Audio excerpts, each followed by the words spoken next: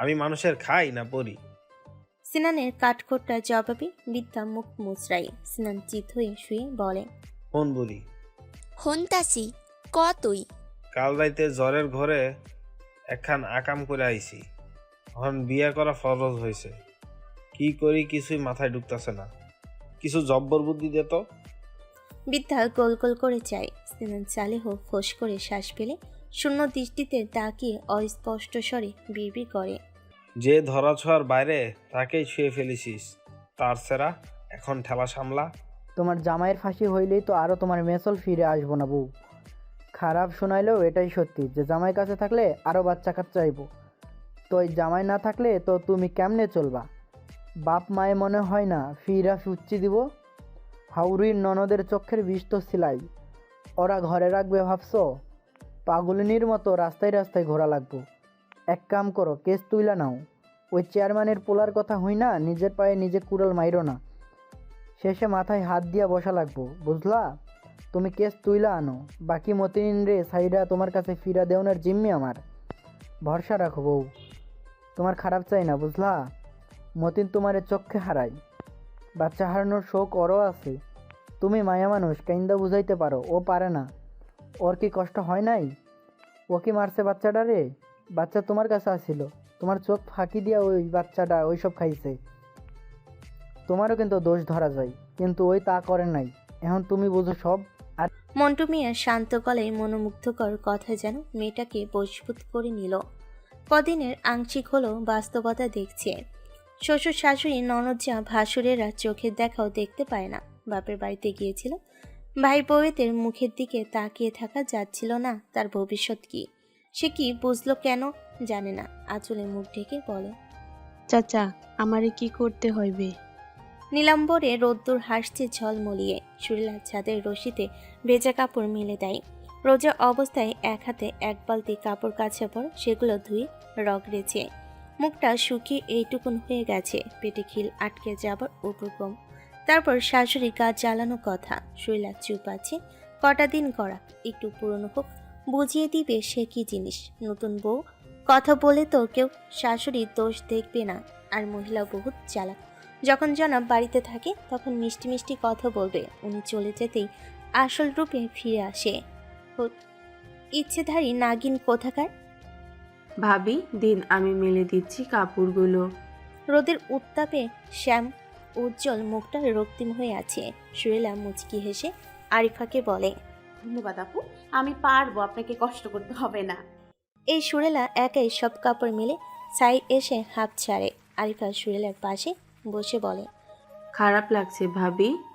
না, কিন্তু পানি তৃষ্ণা পেয়েছে। রোজা ছেড়ে আজ মন ভরে পানি খাবো। যাই গোসল সেরে নি, ভিজে গেছি প্রায়।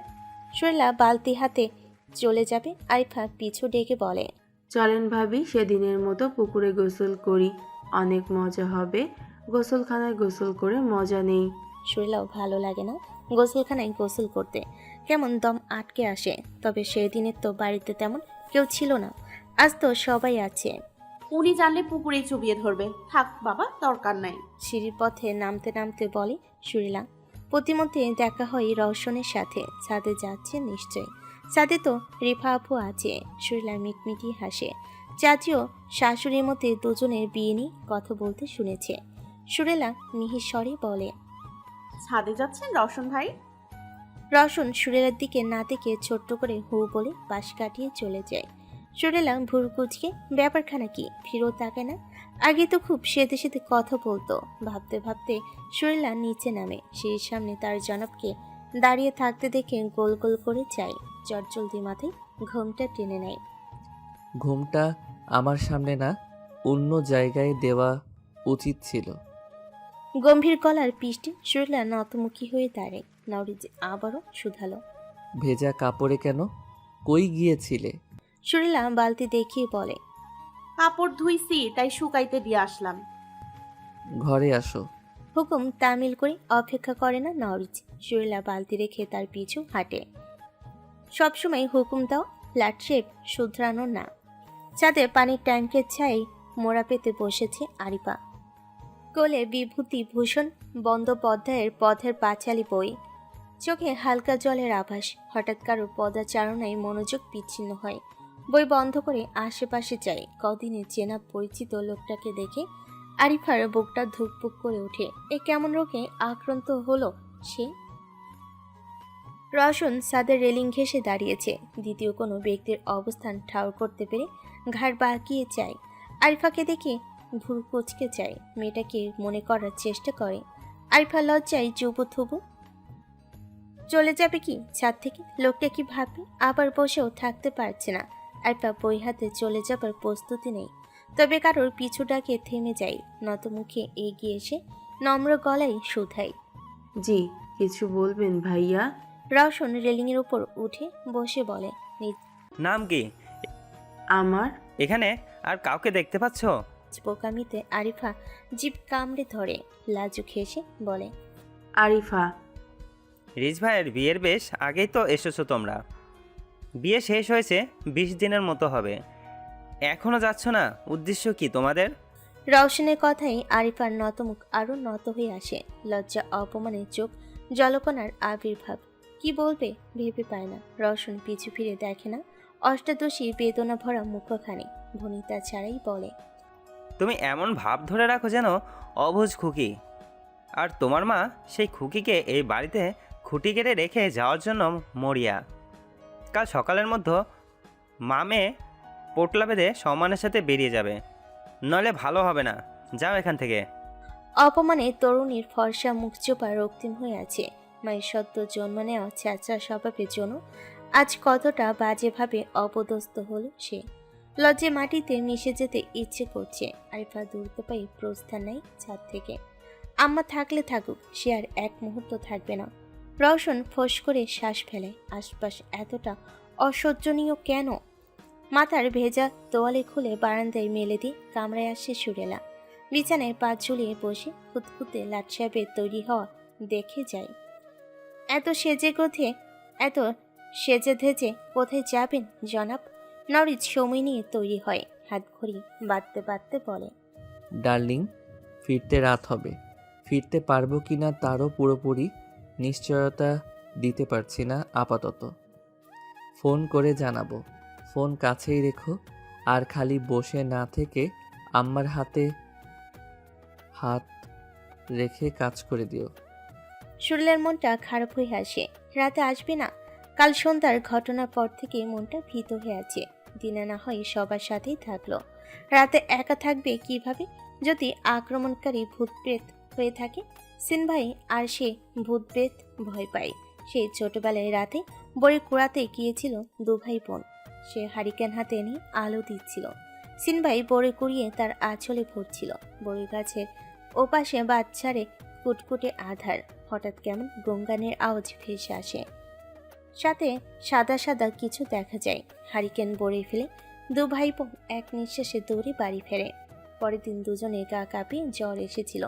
সেই জ্বর 3 দিন স্থায়ী ছিল। কই হারিয়ে গেলি? এই সুর। নরিজ বাহু ঝাঁকিয়ে শোধায়। সুরেলা শৈশবের স্মৃতি থেকে বেরিয়ে আসে। খানিকটা হাসার চেষ্টা করে বলে, কোথাও না, আপনি অহনি বের হইবেন।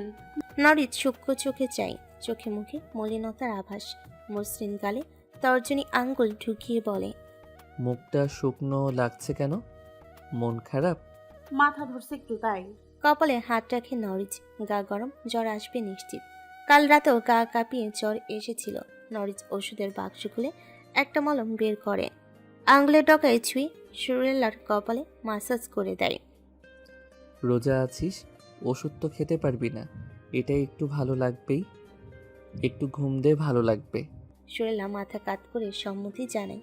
নরিজ শান্ত চোখে চায়। ডার্লিং, বেশি খারাপ লাগছে?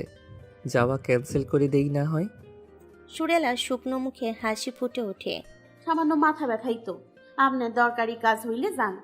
কাজটা একটু বেশি দরকারি, না হলে যেত না নরিজ। সাবান কষলে হাত ধুই এসে সুরেলার গালে ছোট্ট চুমু দিয়ে বলে, ঘুমিয়ে পড়ো। আমি খালাকে বলে যাচ্ছি তোমার খেয়াল রাখবে, আর আমি রাতে ফিরবো। Take care darling. চলে যায় নরিজ। সুরেলার মনটা আরো খারাপ হয়। বিছানায় গা এলিয়ে বিষণ্ণ চোখে চেয়ে রয় উদ্দেশ্যহীন। ভাইকে কাল থেকে কতবার ফোন করেছে, একবারও ধরেনি। শরীর কি বেশি খারাপ করলো? দরজা খটখটানোর আওয়াজে সুরেলা বিরক্ত বোধ করে। অলস ভঙ্গিতে উঠে এসে দরজা খুলে দেয়। খালা শাশুড়ির হাস্যোজ্জ্বল মুখখানি দর্শন হয়। ভদ্রমহিলা হেসে বলেন, বউ, তোরে তোর শাশুড়ি স্মরণ করে, যা দেখা দিয়ে আয়। নিচতলায় ঢেকির ঘরে আছে, যা যা জলদি যা। সুরেলার মাথা চক্ক দিয়ে ওঠে। মনে পড়ে শাশুড়ি সকালে আলা চাউল ভিজিয়েছি, পোড়া করে পিঠা চিরা বানাবে। রাহেলা বানু তাড়া দেয়। সুরেলা ফোঁস করে শ্বাস ফেলে ভদ্রমহিলার পিছু হাঁটে। ডেকি ঘরে ছাউনিতে বাঁধা রশি হাত দিয়ে শক্ত করে ধরে ডেকিতে পাট দেয় সুরেলা। মাথার যন্ত্রণায় ভেতরটা ছটফট করলেও শান্ত থাকে সুরেলা।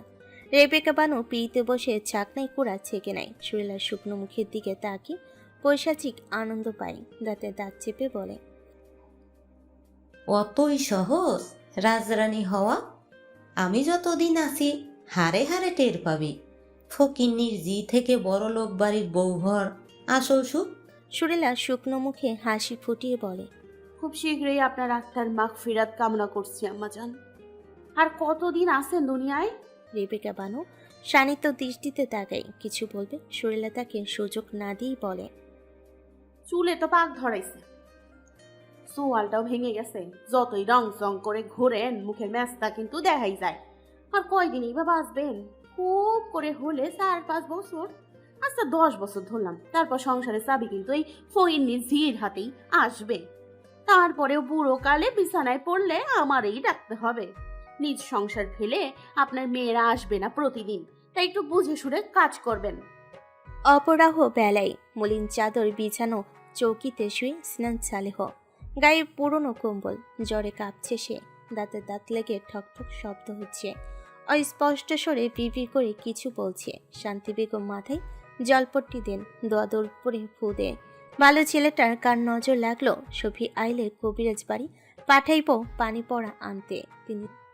তিনি জলপট্টি বদলে বলেন, ও বাজান, বেশি খারাপ লাগতেছে? ডাক্তারের ফোন নাম্বার বাইর করবার পারবি না? এল্লা বাইর কইরা দে, আমি আইতে কই। দরকার নেই, আগের টাকাই দেওয়া হয় নাই। আবার আইলে আরো বাড়বো। তুই ভয় পাস না, এত সহজে মরবো না। এখনো যে বিয়াই করলাম না, বাচ্চা কাচ্চা হইল না। শান্তি বেগম ছোট ছোট চোখে চাই। ছলতার আজ বেশি বিয়া বিয়া করতেছে না। আয়ালি বেগম গরম সরিষার তেল এনে সিনানের পায়েও হাতে তালুতে ঘষে বলে, শান্তি জ্বরে তোর ছলের মাথা গেছে। খালি বিয়া বউ বউ করতাছে, মনে হয় পরি টরি ধরছে। ওঝা আনা লাগবো। সিনান দাঁত দেখিয়ে হেসে বলে, পুরি ঠিক কইছস। পরি আইছিল, মেলা সুন্দর বুঝলি। হ্যার মতো সুন্দর মেসেল দুইটা নাই।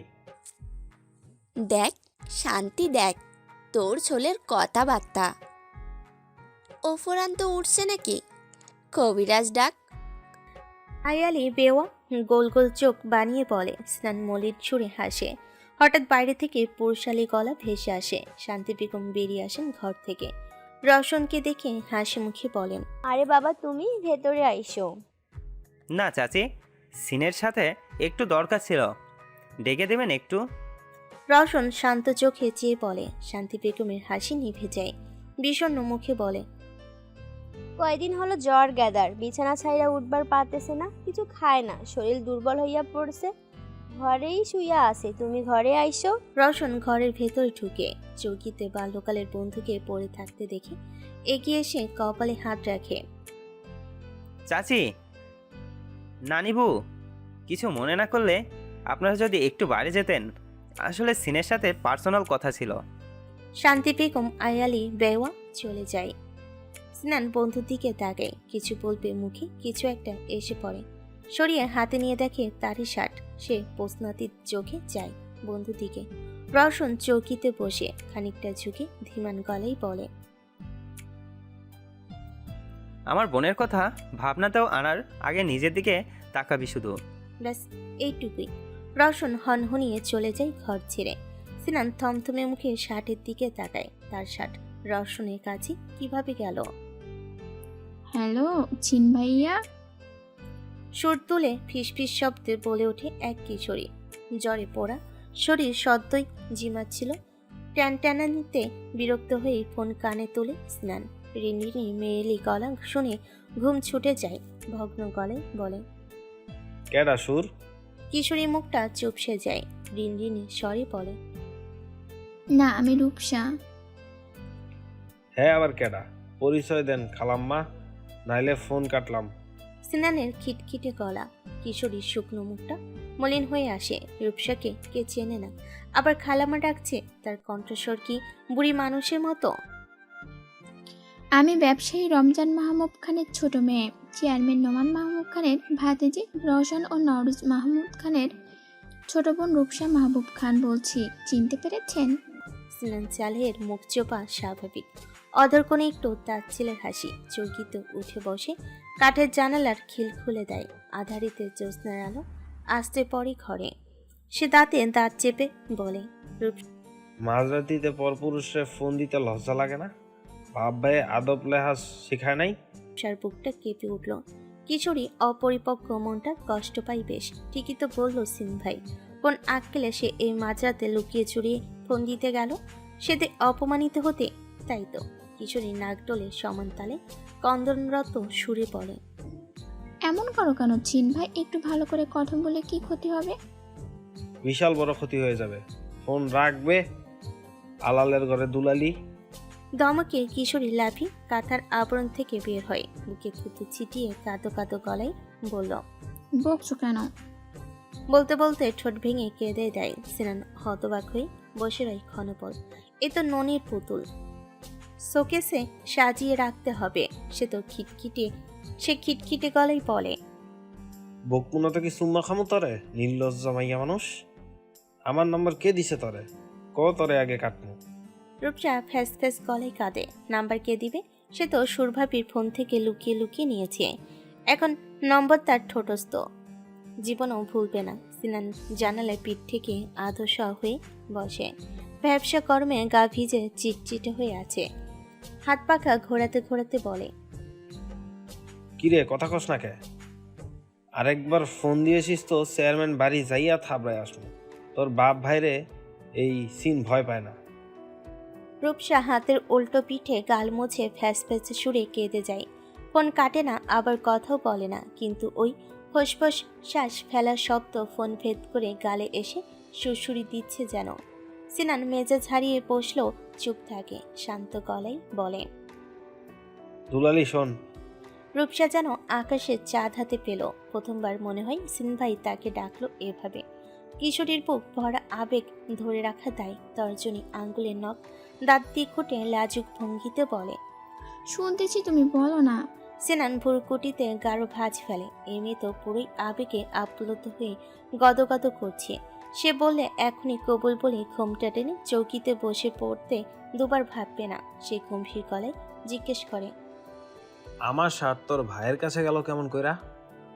রূপসার মুখটাই ভীতি কাজ করে। শার্টটা তবে রওশন ভাইয়ের কাছে ছিল। সে কত খুঁজেছে, নার্সকে পাম্পটি মেরেছে, কিন্তু শার্টের খোঁজ সে পায়নি। এখন কি বলবে সিন ভাইকে? সে আমতা আমতা করে বলে, আমি কিভাবে বলবো? ভাইয়াকে জিজ্ঞেস করো না। সিনানের ঘোর সন্দেহ হয়। রওশনের কথাই মনে হলো। বোনের আবেগের কথা কিঞ্চিত হলো বুঝতে পেরেছে। তবে ঘর বয়ে এসে তাকে অপমান করার কারণ খুঁজে খুঁজে হয়রান সে। যাই হোক, সিনান সালেহ কিচ্ছুটি ভুলে না। সে কণ্ঠে দৃঢ়তা এনে নীরব হুমকি দেয়, দুধের বাচ্চা না আমি, সবই বুঝি দুলালি। আরেকবার আমার সামনে গদগদ করবি তো কানের নিচে লাগামো। তুই রং ঢং করবি আর তোর বাপ ভাই আমার গলায় ছুরি ধরবো। আবেগে ভাষার ছল এই সিন না। মাইয়া মানুষ হইছস, মাইয়া মানুষের মতন চলাফেরা করবি, আদব নিয়ে চলবি। নির্লজ্জের মতন পুরুষ মানুষে দেখলেই শক শক করতে আসবি না। মনে হলো কেউ চোখের মধ্যে লঙ্কা গুঁড়ো ছিটিয়ে দিল। রাগে গা রিডি করে ওঠে রূপসার। সিন ভাই নিজেকে কি ভাবে? কি? সে হুশবোধ হারি চেঁচিয়ে ওঠে, আমি নির্লজ্জের মতো চোখ চোখ করি, তোমার পিছু পিছু ঘুরঘুর করি? আদব কায়দা নাই আমার? নিজেকে কি ভাবো কি? হ্যাঁ, খেটে খাওয়া এক সাধারণ মানুষ। ঘরের কানাকড়ি না থাকার পরেও আত্মসম্মানের অভাব নেই। একবার মুখ ফিরাই নিমু তো মইরা গেলেও ফিরা খুশি দিমু না। কিছু চূর্ণ বিচ্ছিন্ন হওয়ার শব্দ আসে। সংযোগ বিচ্ছিন্ন হয়ে টুট শব্দে স্নান যেন পৈশাচিক আনন্দ পেল। আহ, শান্তি। এতক্ষণ মনে হয় কেউ মুখের উপর বালিশ চাপা দিয়েছিল। জ্বর বাবাজি এবার তল্লি তপলা গুছিয়ে পালাবে, ঘুমটাও ভালোই হবে। দরজা ঠকঠকানোর আওয়াজে ঘুম থেকে লাফিয়ে ওঠে সুরেলা। ভয়ে গলা শুকিয়ে কাঠ হয়ে আসে। কে দরজা ধাক্কায়? ভূতপেত নয় তো? আজ সন্ধ্যায় কেউ তাকে ঢেকি ঘরে আটকে দিয়েছিল। বন্ধ অন্ধকার ঘরে সুরেলা কতটা আতঙ্ক নিয়ে বসেছিল সেই জানে। নানিপুতও বলেছিল নতুন বইয়ের উপর পদ্মিনের নজর লাগে। আবার মানুষেরও কাজ হতে পারে। তার তো দাজ্জাল শাশুড়ির উপর সন্দেহ হয়। তাকে ভয় দেখিয়ে নিশ্চয়ই মনে খুব মেটাচ্ছে। সে ফোনের আলো জ্বালিয়ে দরজার দিকে আলো ধরে ভীতু চিত্রে শুধালো, কে? তোর ঘরের লোক, দরজা খোল। পরিচিত বলিষ্ঠ কণ্ঠসুরে সুরেলা স্বস্তি পায়। বিছানা ছেড়ে লাইট জ্বালিয়ে পরনের এলোমেলো শাড়ি ঠিকঠাক করে দরজা খুলে দেয়। পকেটে হাত গুটিয়ে দাঁড়িয়ে নওরিজ মাহবুব খান। ফর্সা গতরে ইন করে পরা কালো শার্ট প্যান্ট আর সাদা কেটস। সুচ্ছিরি মুখটা দেখলে তাকিয়ে থাকতে মন চাইবে। গাম্ভীর্যে ঠাসা মুখ অবৈ, শান্ত গভীর চাহনি সম্মুখ মানবীকে নাড়িয়ে দিতে সক্ষম। সুরেলা ঘুম যাওয়ানো মিহিস্বরে সালাম দি দরজা ছেড়ে সরে দাঁড়ায়। নারীর ছোট ছোট কদম ফেলে তার পিছু হাঁটে। শান্ত চাহনি বধূ আর চিকন শিকলয়ের মতো উন্মুক্ত কোমরে নিবদ্ধ। সুরেলা হামি তুলে বারবার ঘুমিয়ে চোখ বুজে আসছে। নরম তুলতুলে বিছানা যেন ডাকছে বুক পেতে। চোখ ডলে পিছু ফিরে যায়। জনপের লুচ্চ চাহনি ঠাউর করতে পেরে কোমরের কাছটায় ছুটে যাওয়া আঁচল ঠিক করে। আপনি হাত মুখ ধুয়ে আসেন, আমি খাবার আনতেছি। একটু পরে তো শাহরির জন্য উঠতেই হয়। থেমে যায় সুরেলা। জনাবের মতিগতির সুবিধা ঠেকছে না। শুকনো ঢুক গিলে বড় বড় করে যায়। কোমরের বেল্ট খুলে নেয় নওরিজ। বোতামগুলো এক একে খুলে গতর থেকে শার্টটা খুলে ছুঁড়ে মারে উদ্দেশ্যহীন। সুরেলা নাক মুখ খিচে বিড়বিড় করে তুলোধুনো করে জনাবে। নওরিজ হাসি ক্ষীণ স্বরে, হাত বাড়িয়ে ছুঁয়ে দেয় মায়াবী চোখের ঘন পাপড়ির আবডাল। অধরে বৃদ্ধাঙ্গুলি মৃদু ঘর্ষণে কেঁপে ওঠে সুরেলা। শুকনো ঢোক গিলে দু হাতে শাড়ি খামছে ধরে। বলিষ্ঠ হাতের মৃদু স্পর্শ কণ্ঠমণিতে আলতো ছুঁয়ে দিল। গলায় উন্মুক্ত অংশে নখের আঁচড় কাটে। হাতের আলতো ছোঁয়া ক্রমশই নিচে অগ্রসর হয়। কোমরে আঁচলের আবরণ সরিয়ে সেথায় চিমটি কাটল সজোরে। সুখানুভূতিতে ভাষা সুরেলা চাপা স্বরে চেঁচিয়ে উঠল। কিছু বলবে, ক্ষণপলের ব্যবধানে নিজেকে বিছানায় ঠাউর করে। লোকটা ধাক্কা মেরে তুলে ফেলেছে তাকে। সে গোল গোল করে চেয়ে সাবধান করে, ভালো হবে না কিন্তু, ভালো হবে না কিন্তু। খারাপটা কি হবে শুনি? নরিচ মুচকি হেসে জুতা হাতে আলাদা করে কথা এক লাফে বিছানায় উঠে আসে। শৈলা দু লাফে নেমে যায় বিছানা থেকে। অসভ্য লজ্জা লোক। ডার্লিং, ধরতে পারলে কিন্তু খবর আছে। নরিচ কোনোই ভর দিয়ে বিছানায় আদশা হয়ে বলে। শৈলা মুখ কষে ছুটে যাওয়া খোপা আবারও বেঁধে বলে, কয়টার খবর শুনি? গভীর রাতে এক কিশোরী বধূয়ার যন্ত্রণাদায়ক সুখের আর্তনাদের খবর। শৈলা কিছু শুনিয়ে দিতে নিয়েও থেমে যায়। বেলাজ লাট সাহেব। সুরেলা দূরে দাঁড়িয়ে আর চোখে চাই জনাবের পানে। কেমন করে চাইছে দেখো, মনে হয় চোখ দিয়ে গিলে খাচ্ছে। লাজে তনুমন শিউরে শিউরে ওঠে। এতটাই ধারালো চাহনি। নরজি গম্ভীর সুরে বলে, ভালোই ভালোই কাছে আয় ডার্লিং। বেশি না, একটুখানি ছুঁয়ে দিব। আমি ধরতে গেলে কিন্তু কেঁদে কুল কিনারা খুঁজে পাবি না। কি নির্লজ্জ কথাবার্তা। মুখে কিচ্ছুটি আটকায় না। লাজে হাঁসফাঁস কিশোরী দরজার দিকে পা বাড়ায়। নরজ পুরু কুচকে শুধায়, কোথায় যাচ্ছিস? সুরেলা আঙ্গুলে ভর দিয়ে উঁচু হয়ে সিটকিনি খুলে দেয়। ঘাড় বাগিয়ে জনাবের পানে চেয়ে মুচকি হেসে বলে, খালি শুয়ে বসে থাকি তো, তাই ভাবছি শাহরিটা না হয় আজ আমিই রাধি। সময় তো হইয়াই আইছে। বলতে বলতেই দূরপাল্লার মসজিদের মাইকে সাহরিতে ওঠার জন্য মুয়াজ্জিনের ডাক ভেসে আসে। সুরেলা মাথায় লম্বা ঘোমটা টেনে বেরিয়ে যায় ঘর থেকে। নরজ কপাল কুচকে চেয়ে রয় দরজা পানে। গ্যাসের চুলায় ভাত বসিয়েছে সুরেলা। রাতের বেঁচে যাওয়া খাবারগুলো গরম করে নেয়। যদিও সে জানে এগুলো কেউ মুখে দেওয়া দূর ফিরেও তাকাবে না। পিতে বসে বটিতে তরকারি কুটে। গাগতর ব্যথায় টনমনিয়ে ওঠে। পুরো 3 সের চাউল একাই পাট দিয়ে চেলে কুড়া বানিয়েছে, ব্যথা হবে না? ঘুমে চোখটাও জ্বলে। সাংসারিক সব কাজ ছেড়ে একটু আগে তো বিছানায় গা এলিয়ে দিয়েছিল। ঘুমটাও মনে হয় গাঢ় হয়নি, তার আগেই ভেঙে গেল কারো পদচারণার শব্দে। শুলে চোখ উঠিয়ে চাই না। আর একটু সবুর করেন, রাতের ভাত তরকারি আছে, তয় মনে হয় না নবাবের মুখে তা রুচবো। ট্রাউজারের পকেটে হাত ঢুকিয়ে দরজায় ঠ্যাস দিয়ে দাঁড়ানো সুরেলাকে গায়ের কাপড় ঠিক করতে দেখে ছোট পাকিয়ে হাসে। লুচ্চা লাফাঙ্গা, যাই হোক তোর ঘরেরই লোক, এত রাগঢাকের কিছুই বুঝি না বাপু। সরেজমিনে সবের দর্শন, ভ্রমণ শেষ তো হয়েই গেছে। সুরেলা শশা চুলে মারে মুখ বরাবর। নরিস ধরে নেই শশা, হেসে বলে, কাম ডাউন ডার্লিং, এত উত্তেজিত হলে হয়? রেলার উজ্জ্বল শ্যামলা মুখটা লাজে রাঙ্গা হয়ে আছে। নিচু মুখে আলু ফানা ফানা করছে তো না, মনে হচ্ছে রিস নামক লোকটাকে টুকরো টুকরো করছে। অসভ্য লুচ্চালোক। নরিস শশা ছুলে মারে তরকারি ছুরিতে, ভরাট গলায় হুকুম ফরমাই, পাতিল লেবু চিপে ভালো করে ধুয়ে কড়া লিকারের 1 চা বানাও। আমি চা বানাইতে পারি না, নিজে বানাই গিলেন। খ্যাক করে বলে ওঠে সুরেলা। শুধু চা বানাতে বলে লক্ষ্মীমন্তর বইয়ের লাহান বানিয়ে দিত, কিন্তু পাতিলে লেবু চিপে ভালো করে ধুতে কেন বলবে? সে কি না ধুই চড়াতো নাকি? নরিস ভুরকুচকে বলে, আমি বলে দিচ্ছি, তুমি বানাও। সুরেলা ফোঁস করে শ্বাস ফেলে উঠে আসে। ভদ্রলোকের ভাষ্যমতে ধোয়া পাতিল চায়ের মগ চামচ ভালোভাবে ঘষে মেছে লেবু চিপে ধুয়ে নেয়, সাথে এক গাদা পরিষ্কার পরিচ্ছন্নতার জ্ঞান এক কান দিয়ে ঢুকিয়ে অন্য কান দিয়ে বের করে দেয়। বিরক্ত মুখে নিজেও ভালোভাবে হাত ধুয়ে পাতিলে পরিমাণ মতো পানি, দুধ, চা পাতি, এলাচ, তেজপাতা সহ লোকটি যা যা দিতে বলল দিল। চা হয়ে এলে সাবধানে মগে ঢেলে 2 চামচ চিনি সহ ঘুটে জনাবের হাতে ধরিয়েই ক্লান্ত হলো। ভাতের পাতিল নামিয়ে সেটাই কড়ে চড়িয়ে সরিষার তেল ঢেলে দেয়। নুন, সরিষা বাট ও নানান মশলা দিয়ে মাখানো ইলিশ মাছের চাকা ছাড়ে গরম তেলে। আর চোখে জনাবের পানে চেয়ে দেখে মতি গদি। নাক মুখ কুচকে চা শুকছে জনাব। আস্তে আস্তে গন্ধ পাচ্ছি কেন? সুরেলা অলক্ষে ঠোঁট চেপে হাসে।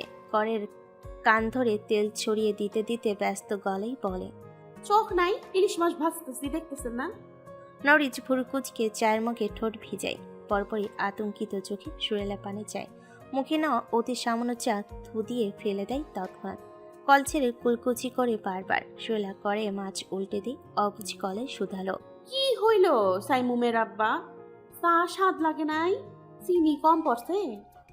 নরিচ শানিত দৃষ্টিতে তাকায়। যদিও পেট অব্দি চা যায়নি, কিন্তু জীব তো স্বাদ বুঝে গেছে। বেসিনে গড় গড়িয়ে বমি করে ভাসিয়ে দেয়। সুরেলা ফ্যাল ফ্যাল করে চায়।